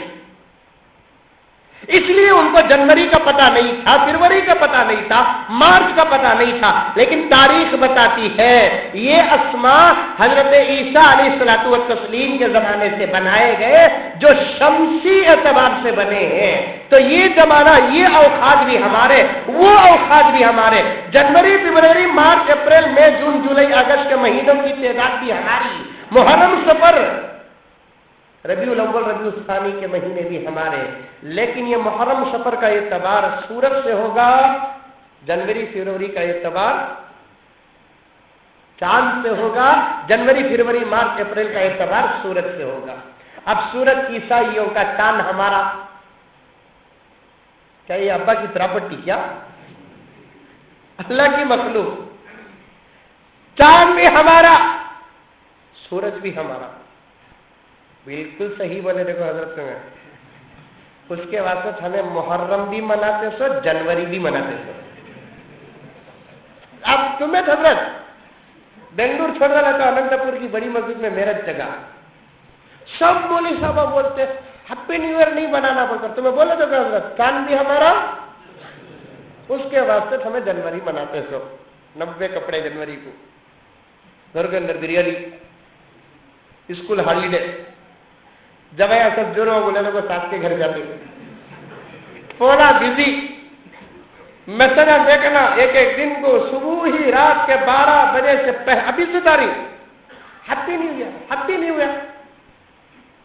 کبھی سوچا آپ نے جس مسلمان کو محرم کی پہلی تاریخ منانے کی اجازت نہیں تھی، اس مسلمان کو جنوری کی پہلی تاریخ منانے کی اجازت کہاں ہوگی؟ آپ سمجھتے نا یہ چھوٹی باتیں ہیں، اللہ نہیں پکڑے گا. خدا کی عجیب چاند ہے میرے دوستوں، خدا کا انداز بڑا نرالا ہے، ہماری چھوٹی عقلیں خدا کے انداز کو کیسے سمجھ سکتی ہیں؟ وہ ذات اتنی بڑی ہے، کبھی کبھی بڑے بڑے گنہگاروں کو چھوٹی چھوٹی نیکیوں کے بدلے میں جنت چاہ بھیجنے کی طاقت اس ذات کے پاس ہے، وہیں اس ذات کے پاس یہ طاقت بھی ہے بڑے بڑے اولیاء کو چھوٹی چھوٹی غلطیوں کی وجہ سے جہنم کے گھاٹ بھی اتار سکتی ہے۔ کام کو چھوٹا نہ سمجھو۔ حضرت 1 جنوری کی پہلی تاریخ کو ہم لوگ نئے کپڑے پہن لیے تو کیا ہوا حضرت؟ جنوری کی پہلی تاریخ کو بریانی بنائے تو کیا ہوا حضرت؟ جنوری کی پہلی تاریخ کو کسی کو واٹس ایپ میں، میسج میں، فیس بک میں اگر ہم لوگ میسج کریں ہیپی نیو ایئر، سال نیا سال مبارک ہو، یہ کرنے سے کیا ہوا حضرت؟ کرنے سے بڑا نقصان ہے، قریب ہے کہ ایمان سے باہر نکل جائے، قریب ہے کہ ایمان سے باہر نکل جائے۔ بڑی احتیاط کے ساتھ یہ جملہ کہا ہوں آپ کے سامنے، میری خواہش ہے کہ ہر غیر مومن کو ایمان میں داخل کرو، یہ خواہش نہیں ہے کہ مومنوں کو ایمان سے باہر کرو، لیکن عمل کے ساتھ، عمل جب پیش کرنا پڑتا ہے تو ساتھ کہنا پڑتا ہے۔ آپ سمجھتے کہ چھوٹا عمل ہے؟ بہت بڑا گناہ ہے، بہت بڑا گناہ ہے۔ کوئی کسی کو میسج نہ کرے، میسج آ گیا تو ریپلے اور فارورڈ نہ کرے، فوراً ڈیلیٹ کرے۔ حسب معمول کل کیا پکا، آج کیا پکا، پرسوں کیا پکائیں گے، جو پکانا ہے حسب معمول پکا لے۔ کوئی نئے کپڑے خود بھی نہ پہنے، دوسروں کو بھی نہ پہنائے۔ بچے ضد کرے، ان کی ضد کو لپیٹ کر رکھ دو، بچوں کو بٹھا کر ان کو سبق دو، بیٹے یہ طریقہ عیسائیوں کا ہے، عیسیٰ کے پیدا ہونے کی خوشی مناتے ہیں، یہ طریقہ مسلمانوں کا نہیں ہے۔ اللہ کے رسول نے یہودیوں کی نقل سے بچایا ہے، عیسائیوں کی نقل سے بچایا ہے۔ میرے بیٹے ہم کو وہی کام کرنا ہے جو اللہ کے رسول نے بتایا ہے، ہم کو وہ کام نہیں کرنا ہے جو اللہ کے رسول نے نہیں بتایا ہے۔ یہ بچوں کو سبق پڑھانا ایک ماں باپ کا فرض ہوتا ہے۔ اگر ماں باپ اپنے بچوں کے خواہشوں کے سامنے گھٹنے ٹیک دیے تو پھر اسی گھٹنوں کے بل جہنم کے گھاٹ بھی جانا پڑے گا۔ دوسروں کی دخل، من تشبہ بقوم فہو منہم، جو قوم کسی قوم کی مشابہت اختیار کرتا ہے وہ اسی قوم میں داخل ہو جاتا ہے۔ اللہ کے رسول کا فرمان ہے، ہم کو قطعاً اجازت نہیں ہے۔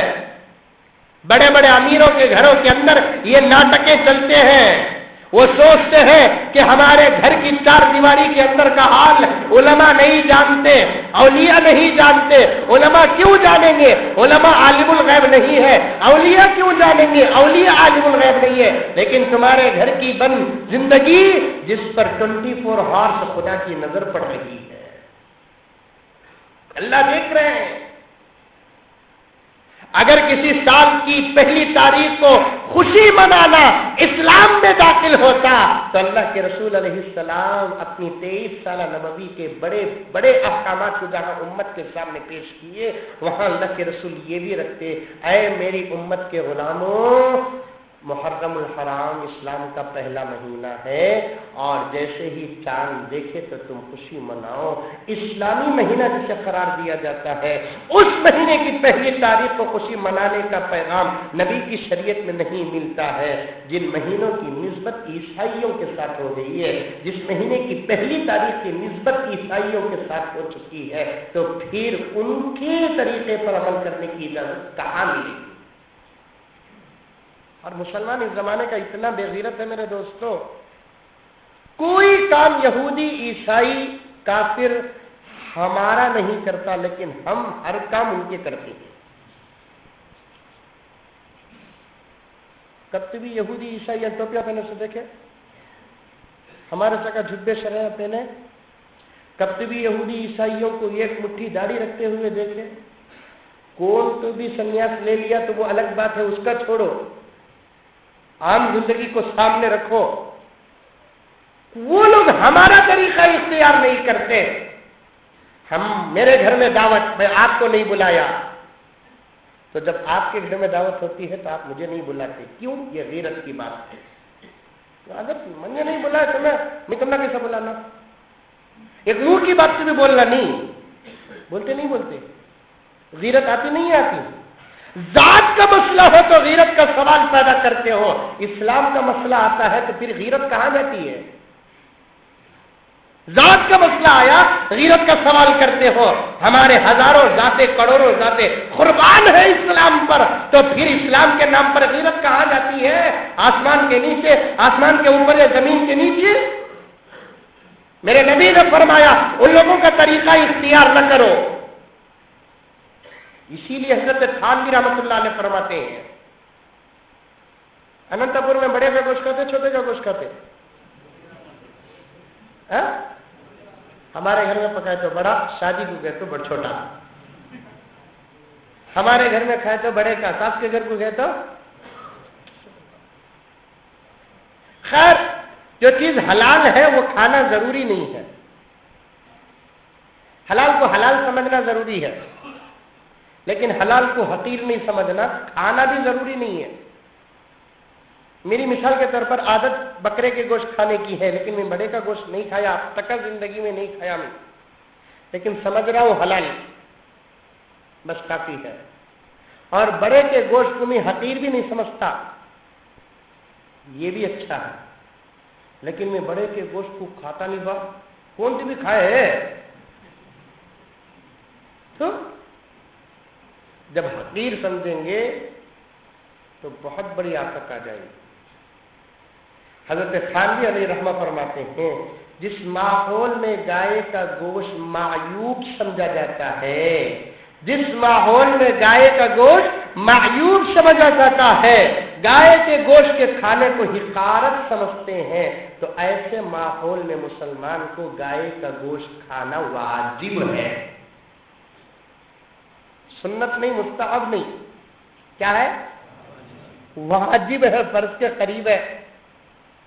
اللہ تعالیٰ جب حلال کر دیا تو کھاؤ۔ حلال کیا ہے تو نبی بتا دیے، حرام کیا ہے نبی بتا دیے۔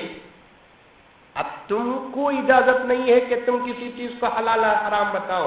جو چیزیں اب سے پہلے نبی اس کے بعد سے لے کر اللہ کے رسول، حضرات صحابہ، حضرات فقہا، محدثین، تابعین، تبع تابعین میں جن کو استدلال اور استنباط کی صلاحیت اور سکت تھی، ان لوگوں نے جو چیز حلال بنا دیے ہیں اب ہم کو گھٹنے دیکھ کر حلال ماننا پڑے گا، جو چیز حرام بنا دی ہے اسے حرام ماننا پڑے گا۔ اب ہمارے بعد کوئی نئی چیز آ رہی ہے تو اس پر ہم لوگوں کو ڈسکس کرنے اور بحث کرنے کی اجازت ملے گی، بحث کرنے اور ڈسکس کرنے کی اجازت ملے گی۔ حضور کے صلی اللہ علیہ وسلم کے زمانے میں گھوڑے گدے خچر تھے، ہمارے زمانے میں گھوڑا بھی نہیں، گدا بھی نہیں، خچر بھی نہیں، پلسر ہے، ایکٹیوا ہے، ایکسس ہے، اب ہمارے زمانے میں آئی۔ حضرت یہ خرید کو اس میں بیٹھ کو سفر کرنا جائز ہے کیا؟ یہ تمہارا سوال بھی صحیح ہے، نہیں بھی کیا بھی نہیں ہے۔ اس کے جتنے پارٹس ہیں، اس کے جتنے انداز ہیں، اس کے جتنے طریقے ہیں، اس میں سے کوئی پارٹ، کوئی طریقہ، کوئی انداز اللہ کے رسول، صحابہ کے استدلال، ائمہ کے استنباط سے ٹکراتا نہیں ہے، اس لیے اسے استعمال کرو۔ اللہ کے رسول صلی اللہ علیہ وسلم کے زمانے میں گڑبڑ آئس کریم تھی کیا؟ آئس کریم بھائی کتنے کی نام ہے ہینا، اس میں عاشق و معشوق کی آئس کریم کو گڑبڑ بولتے تھے، گڑبڑ آئس کریم تھی کیا؟ نہیں تھی۔ اب اگر گڑبڑ آئس کریم کھا سکتے کیا؟ آئس کیا ہے بھی اچھی چیز، اس میں کیا ملاتے ہیں؟ دودھ ملاتے ہیں، بادام ملاتے ہیں، پستہ ملاتے ہیں، کاجو ملاتے ہیں، ابھی کیا ملاتے ہیں؟ انجیر ملاتے ہیں، سب ملاتے ہیں، اس کے اندر جلی ڈالتے ہیں، سب کچھ ڈالتے ہیں۔ کوئی چیز اس زمانے کی چیز کے مخالفت میں نہیں ہے، ہاں جائز ہے، کھا سکتے ہیں آپ۔ اب جو چیزیں پیدا ہو رہی ہیں اس پر بحث و مباحثہ، استدلال استنباط کرو، قیاس کرو، جائز ہے۔ جو چیزیں پہلے حلال ہو چکی ہے وہ حلال ماننا پڑے گا، جو چیزیں پہلے حرام بن چکی ہے اسے حرام ماننا پڑے گا، حتیٰ کہ حلال اور حرام بنانے والے نبی بھی نہیں، صحابہ بھی نہیں، حلال اور حرام بنانے والے اللہ تبارک و تعالیٰ ہے۔ اسی لیے میرے نبی ایک مرتبہ شہد کھانے سے نہ کھانے کا ارادہ کر لیے تو قرآن کی آیت نازل ہو گئی، یا ایھا النبی لم تحرم ما احل اللہ لک، اے اللہ کے نبی، اے میرے نبی، جس چیز کو میں حلال قرار دے دیا تو اس چیز کو آپ حرام بنانے والے کون ہوتے ہیں؟ حلال اور حرام بنانے کا اختیار بھی کس کے ہاتھ میں تھا؟ اللہ کے ہاتھ میں تھا۔ نہیں کھاتے گوشت نہ کھاؤ، لیکن حقیر سمجھ کر نہ کھاؤ. جب کسی ماحول میں کوئی حلال چیز کو حقیر سمجھا جاتا ہے، حضرت تھانوی فرماتے ہیں اس جگہ پر اس چیز کو یوز کرنا، استعمال کرنا واجب ہے، واجب ہے. تو غرض میں عرض کر رہا تھا، کوئی چیز ہمارا مخالف، اللہ کا مخالف، رسول اللہ کا مخالف، قرآن کا مخالف، میرے نبی کے شان اور ذات میں آج بھی گستاخیاں کر رہے ہیں جن کی ہم لوگ نقل کر رہے ہیں. ہمارا کوئی کام وہ نہیں کرتے، ان کا کام ہم کرتے ہیں. محرم، چلو تھوڑی دیر کے لیے مان لو کہ محرم کی پہلی تاریخ کو خوشی منانے کی اجازت ہے، تھوڑی دیر کے لیے مان لو. کبھی کوئی عیسائی محرم کی پہلی تاریخ کو خوشی منایا؟ کوئی یہودی محرم کی پہلی تاریخ کو خوشی منایا؟ کوئی پتھر کی پوجا کرنے والا، گائے کا پیشاب پینے والا محرم کی پہلی تاریخ کو خوشی منایا؟ لیکن ہمیں کتنے بے غیرت ہیں کہ ہم جنوری کی پہلی تاریخ کو ان کی خوشی میں شریک ہوتے ہیں، بریانی بناتے، کپڑے ننگے پہنتے. عید الفطر کو بھی اتنی کڑک استری نہیں رنگی جتنا کہ 1 جنوری کو رکھی. فرعون بھی اتنا اکڑ کو نہیں تھا، ہماری استری اتنا اکڑ کو رکھی. رمضان میں کپڑے دلا بول کر جوری پوجی تو ہمیں کیا وعدہ کرتے ہیں؟ رمضان میں ذرا ٹائٹ ہو، ایک کام کرتا ہوں تجھے 1 جنوری کو دلا دو. تو 1 جنوری کو کس کے مقابلے میں کھڑا کر دیے؟ عید الفطر کے مقابلے میں کھڑا کر دیے، عید الاضحیٰ کے مقابلے میں کھڑا کر دیے. عید الفطر، عید الاضحیٰ کہاں، 1 جنوری کہاں؟ میرے دوستو، رام کو بھی رحیم کو جتنا بڑا فرق ہے ویسے عید الفطر کو بھی 1 جنوری کو اتنا ہی بڑا فرق ہے. لیکن ہم لوگ کرتے نہیں. خبردار خبردار، کوئی میسج نہ کرے. کوئی میسج بھیجتا بھی ہے، اگر ہیڈ لائن سے معلوم ہوا کہ کوئی ہم کو نئے سال کی مبارکباد پیش کر رہا ہے تو پھر سمجھو کہ اسے پڑھے بغیر ڈیلیٹ کرو. پھر اسے فون کر کے کہو کہ بھائی تم بھی ہوئے برباد اور ہم کو برباد کرنے کی کوشش کیے. اسے نصیحت کرو، اسے سمجھاؤ. اللہ کا کلام کیا کہتا ہے کہ یا ایھا الذین آمنوا لا تتخذوا اليہود والنصارى اولیاء، یہودی اور عیسائیوں کے ساتھ دوستی نہ کرو، وہ آپس میں دوست ہے، کبھی تمہارے دوست نہیں ہوں گے. بعضهم اولیاء بعض، وہ ایک دوسرے آپس میں دوست ہوں گے، وہ دونوں مل کر تم کو برباد کرنے کی 24 آورس کوشش کرتے ہیں. یہودیوں کا ساتھ عیسائی دیتے ہیں، عیسائیوں کا ساتھ یہودی دیتے ہیں. وہ آپس میں اندرونی طور پر بھی اگر اختلاف کرے، وقالت اليہود لیست النصارى علی شیء وقالت النصارى لیست اليہود علی شیء، وہ اپنے مسائل میں اختلاف کرتے ہیں. جب ان کے سامنے مدعا اسلام کا آ جاتا ہے، مسئلہ مسلمانوں کا آ جاتا ہے، مسئلہ قرآن کا آ جاتا ہے، مسئلہ ناموس رسالت کا آ جاتا ہے، وہ دونوں مل جاتے ہیں اور مسلمانوں کو برباد کرتے ہیں. قرآن کو مٹانے کی کوشش کرتے ہیں، حدیث کو مٹانے کی کوشش کرتے ہیں، شان رسول اللہ کے ساتھ گستاخی کرتے ہیں. کعبے کی شکل پر شراب خانے اور کعبے کی شکل کی عمارتوں کے اندر ننگی ننگی لڑکیوں کو نچاتے ہیں. ان لوگوں کی نقل کرتے ہوئے کہ آج کے 30 40 50 60 70 سالہ مسلمان کو شرم نہیں آتی. ٹھوکر مارو ان کے طریقوں کو. اسلام کسی صورت سے اجازت نہ دیا، نہ آئندہ دے گا. چھوٹی غلطی نہ سمجھو، یہ کبیرہ گناہ ہے، کبیرہ گناہ. یا تو توبے سے قبول ہوگا ورنہ کل قیامت میں سوال ہوگا. شراب پینا جتنا بڑا گناہ ہے، زنا کرنا جتنا بڑا گناہ ہے، برے جانور کا گوشت کھانا جتنا بڑا گناہ ہے، پورے اصول کے ساتھ کہہ رہا ہوں کہ یہودی اور عیسائیوں کی نقل کرنا بھی برابر اتنا ہی بڑا گناہ ہے.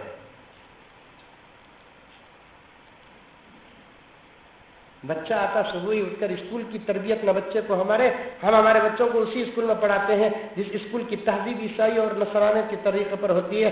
صبح ہوتے ہی دروازہ اپنے باپ کا دروازہ کھٹکھٹاتا ہے، ماں کا دروازہ کھٹکھٹاتا ہے کہ ٹک ٹک ٹک ٹک ٹک، کون؟ پپا، ہیپی نیو ایئر. باپ خوش ہو جاتا ہے کہ میرا بچہ نئے سال کی مبارکباد پیش کیا. اب انہیں بھی کہتا ہے کہ بیٹے تجھے بھی نئے سال کی مبارکباد ہو، لاہور توبہ کرو، خدا کتنا ناراض ہوگا۔ یہ عمل جب پیر کو یا جمعرات کو میرے نبی کے قبر مبارک پر پہنچتا ہے تو میرے نبی کو کتنی تکلیف ہوتی ہوگی۔ دوستو خدارا یہ 2 منٹ تمہارا دل مانگتا ہوں، میں آپ کو 1-2 منٹ تمہارا دل مانگتا ہوں۔ اب تک کام سے سن رہے تھے، اب 2 منٹ ذرا دل آپ کا مانگتا ہوں، استحضار مانگتا ہوں۔ ابھی قریب میں پڑوسی ملک میں پاکستان میں 130 بچوں کو دہشت گرد حملے پر موت کے گھاٹ اتارے، ساری دنیا کی آنکھوں سے آنسو آ گئے۔ مسلمان بھی تڑپ رہا ہے، غیر مسلم بھی تڑپ رہا ہے، غیروں کا چھوڑو مسلمان تڑپ رہا ہے۔ کیا اسلام میں اس کی اجازت ہے؟ نہیں، اسلام میں اس کی اجازت نہیں ہے۔ معصوم بچے حضرت ہر ایک خبر لے رہا ہے، پیپر لا رہا ہے، واٹس ایپ میں شکلیں دکھا رہا ہے، تصاویر پیش کر رہا ہے کہ حضرت دیکھو حضرت کہ چھوٹے چھوٹے بچوں کو گولیوں کا نشانہ بنا ہے، موت کیا بچے نہیں جانتے ان کو مارے حضرت، رو رہا ہے۔ میرے دوستو 130 بچوں کی شہادت جب ہوتی ہے تو دھرتی میں ہم کو جتنا درد ہوتا ہے، جب ایک سنت کو ختم کر کے یہودی عیسائیوں کی نقل جب کوئی مسلمان زندہ کرتا ہے، اس سے زیادہ درد آج بھی قبر مبارک میں میرے نبی کو ہوتا ہے۔ کتنا افسوس ہوگا میرے نبی کو، کتنا درد ہوگا میرے نبی کو، جو نبی ہمارے ماؤں سے، ہمارے باپ سے، ہماری بیویوں سے، ہمارے بچوں سے، تمام نبیوں سے بڑھ کر اس امت کی فکر کرنے والا ایسا بے مثال نبی کائنات میں نہیں گزرا۔ وہ نبی کی سنت کو ہم اپنے ہاتھوں سے جب قتل کرتے ہیں تو میرے نبی کی قبر سے آواز آتی ہے کہ میرے غلام ابو جہل کے ظلم و ستم کو پڑھ کر تو روتا ہے، ابو جہل کے پتھر کے پھینکنے پر مجھے اتنا درد نہیں ہوا اور آئندہ بھی نہیں ہوگا جتنا درد کہ جب تو میری سنتوں کو ختم کرتا ہے تو درد ہوتا ہے۔ غیروں کی جب تو نقل کرتا ہے تو مجھے درد ہوتا ہے۔ میرے دوستو تمہارا ضمیر سامنے رکھو، میں ایک تمہارا بھائی ہوں، تم کو تکلیف دینے کے لیے نہیں آیا، سوئے ہوئے ضمیر کو جھنجھوڑنے کے لیے، سوئی ہوئی زندگی کو جگانے کے لیے آیا ہوں۔ کیا ہمارے بستروں پر ہماری بیویوں ہمارے بیویوں کے ساتھ کسی غیر مرد کو ہم دیکھنا برداشت کریں گے؟ سخت ہے نا مثال، سخت ہے نا مثال۔ گالیاں دیں گے مجھے آپ، پابندی لگائیں گے، لگا لو پابندی، 2 گالی، لیکن آقا کی محبت کے سامنے میں کسی کی پرواہ نہیں کرتا۔ مثال سخت ہے نا۔ ہمارے بستروں میں ہماری بیوی کے ساتھ ہم کسی کو دیکھنا جیسے برداشت نہیں کرتے۔ میرا نبی بھی یہی چاہتا ہے، اس کے غلام کی زندگی میں اس کی سنت کے علاوہ کسی اور کے طریقے کو میرا نبی بھی دیکھنا پسند نہیں کرتا۔ اس کا نبی بھی، ہمارا نبی یہی چاہتا ہے، میرے غلام کی زندگی میں رہے تو میری سنت رہے، میرے علاوہ کسی اور کا طریقہ نہ رہے۔ کیا ہم نبی کے خون کے خطروں کا یہی جواب دے رہے ہیں؟ نبی کی بھوک اور پیاس سے آراستہ زندگی کا ہمارے طرف سے یہی جواب ہے؟ پیون پر پیون لگے ہوئے کپڑوں کا ہماری طرف سے یہی جواب ہے؟ 3 مہینے جس کے گھر کے اندر صرف امت کے لیے چولہا نہیں سلگا، اس نبی کی قربانیوں کا ہم یہی جواب دے رہے ہیں؟ امی عائشہ فرماتی ہے میرے بازو سوتے آقا اچانک تڑپ کر ایسے اٹھ جاتے، میں سمجھتی کہ کوئی زبردست واقعہ میرے نبی پر واقع ہوا، میں ڈر کر پوچھتی ہے رسول اللہ اچانک یہ حال، یہ کیفیت؟ اللہ کے رسول فرماتے کہ عائشہ تم مجھ سے دور ہو جا، میں تجھ سے دور ہوتا ہوں، اگر ایسے آرام کے ساتھ میں سو جاؤں تو میری امت کا کیا ہوگا؟ ایسے راتوں کی قربانیوں کا ہم یہی جواب دے رہے نا، سینہ تان کر، ماحول سے متاثر ہو کر، چھوٹی غلطی سمجھ کر ہم غیروں کی نقل کر رہے ہیں۔ میں تو ادب کے ساتھ نقل کہتا ہوں، یہ غیروں کی نقل نہیں، ان کے تھوکے ہوئے تھوک کو چاٹنے کے برابر ہے۔ اللہ کے رسول علیہ الصلوۃ والتسلیم ایک روٹی سے زیادہ نہیں کھاتے تھے۔ ایک روٹی کھا لیے تو دوسری روٹی پر اللہ کے رسول کا ہاتھ گیا، پھر واپس آ گیا۔ امی جان حضرت عائشہ فرماتی ہے جب نبی کا ہاتھ دوسری روٹی کی طرف گیا تو میں سمجھی آقا کو بہت بھوک ہے، آقا کھا لے تو بہت اچھا ہے، اس لیے کہ وہ دوسری روٹی نبی کے گھر کی ایکسٹرا روٹی نہیں تھی۔ عائشہ فرماتی ہے ایک روٹی نبی کی تھی، ایک روٹی میری تھی، تیسری روٹی نہیں تھی۔ وہ امی عائشہ خوش ہو جاتی ہے جب دوسری روٹی پر نبی کا ہاتھ جاتا ہے، پھر آقا اپنے ہاتھ کو روک لیتے ہیں۔ امی جان نے آقا سے فرمایا رسول اللہ نوش فرمائیے آپ۔ نہیں عائشہ، اتنا پیٹ بھر کر کھاؤں گا تو میری غریب امت کو میں کل قیامت میں کیا جواب دوں گا؟ ایسی بے مثال زندگی کا ہم کیا جواب دے رہے ہیں؟ ایسی بے مثال قربانیوں کا ہمارے طرف سے کیا جواب ہے؟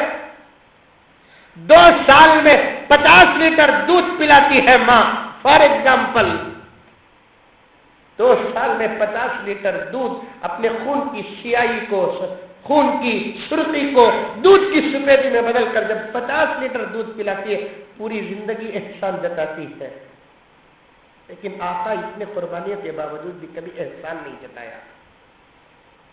نہیں جتایا آقا کبھی اتنی قربانیوں کے باوجود۔ لیکن ہم لوگ بڑی آسانی کے ساتھ نبی کی سنتوں کو ختم بھی کرتے ہیں اور ختم کر کے خوش بھی ہو جاتے ہیں۔ ایک طرف نبی کی سنت ہمیں حسرت کی نگاہوں سے دیکھ رہی ہے، دوسری طرف ہمارا دل دماغ یہودی اور عیسائیوں کے تہذیب و تمدن اور اخلاق کی طرف متوجہ ہو رہا ہے۔ 100 دن صاف کے، ایک دن بھوکا، جب عدالت قائم ہوگی خدا کی، میرے نبی کا راج ہوگا، اس وقت ہم مغفرت کے محتاج ہوں گے، شفاعت کے بھکاری ہوں گے۔ اللہ اعلان کر دے گا پیغمبر تمہاری امت آ رہی ہے، تمہارا اشارہ جس پر ہوگا اسے مغفرت کروں گا۔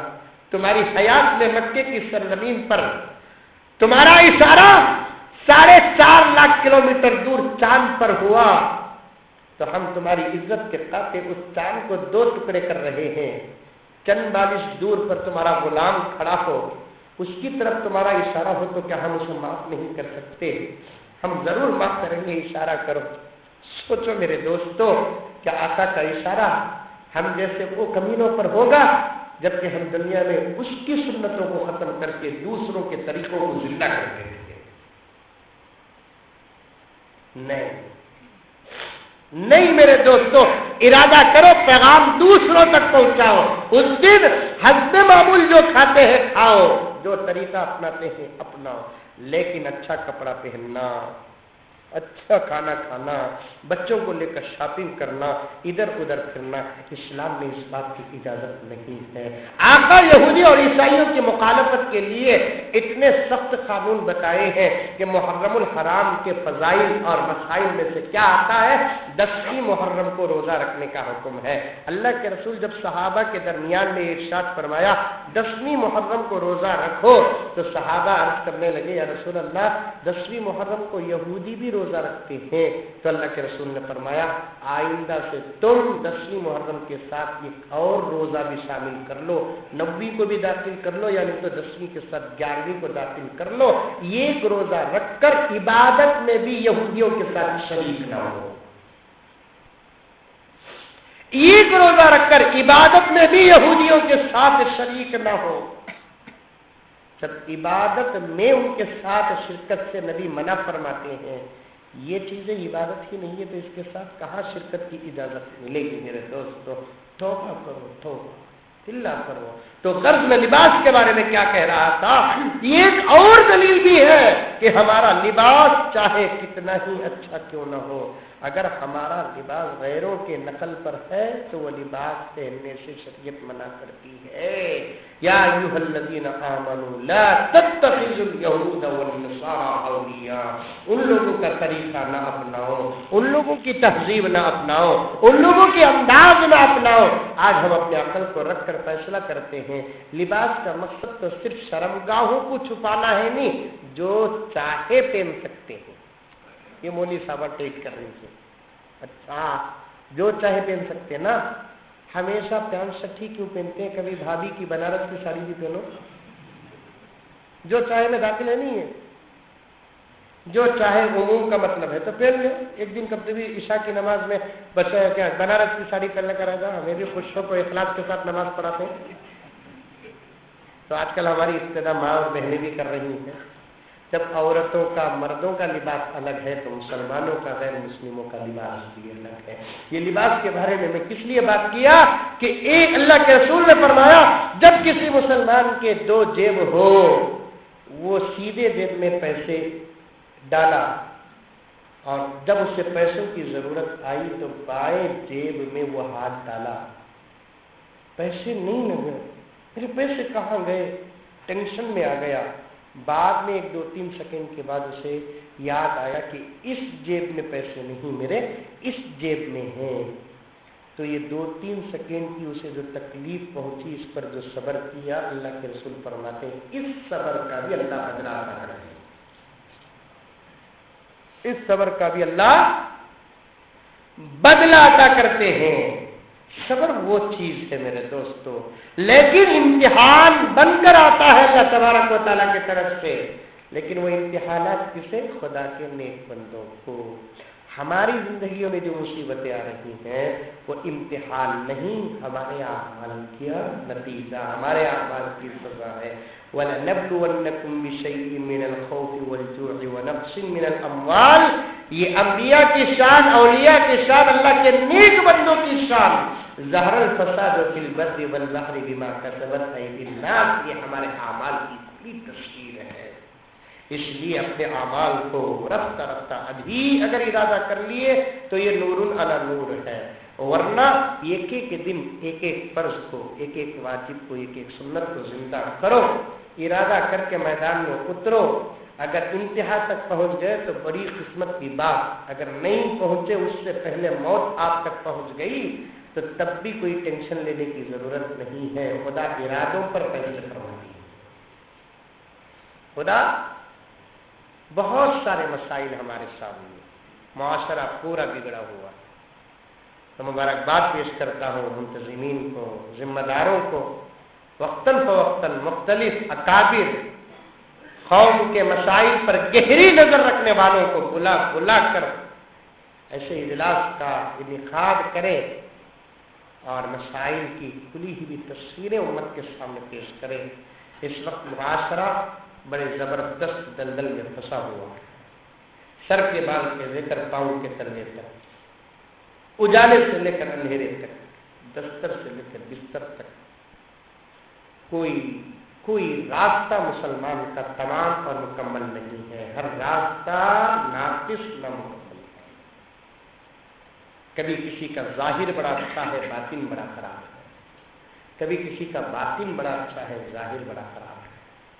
کبھی کسی کی نمازیں بڑی اچھی ہیں لیکن روزے نہیں, روزے اچھے ہیں, زکات اچھے ہیں, حج نہیں, معاملات اچھے ہیں, معاشرت نہیں, معاشرت اچھے ہیں, تجارت نہیں, تجارت اچھی ہے, سیاست نہیں. معاشرے کا ہر جز, معاشرے کا ہر سبجیکٹ, معاشرے کا ہر سبق اس وقت ناقص ہے. میں تو 2-3 باتیں آپ کے سامنے, ایک لباس, ایک 1 جنوری 1 جنوری کے متعلق عرض کر دیا. ارادہ کرو کہ انشاءاللہ جنوری کی 1 تاریخ کو احتیاط کریں گے. کون کون کریں گے؟ ہاتھ اٹھائیں. ماشاءاللہ. دوسروں کو بھی ترغیب دیں گے. جی, اپنے اپنے لباس کو شریعت کے مطابق کون کون بنائیں گے؟ ہاتھ اٹھائیں. ماشاءاللہ بنائیں گے. اللہ تبارک و تعالیٰ آپ کی ارادوں کو قبول فرمائے. یہ چند اور چھوٹی موٹی اور ناقص باتیں تھیں جو آپ کے سامنے رکھا. اللہ مجھے بھی عمل کی توفیق اور آپ کو بھی عمل کی توفیق عطا فرمائے. آمین ثم آمین. وآخر دعوانا الحمدللہ.